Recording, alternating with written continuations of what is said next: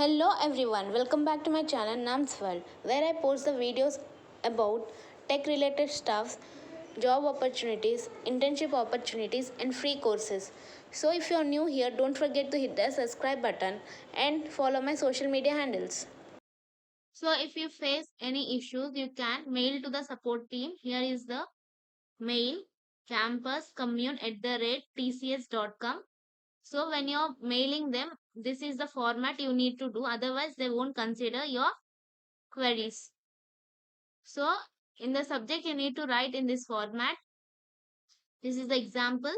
And in the body part, you need to give your mail ID or username, last login date and time. And you need to describe the error.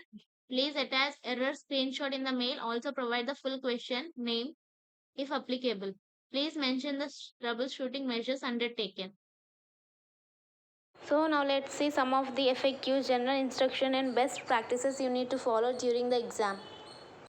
If you want, I'll post this PDF in the description. Please check it out.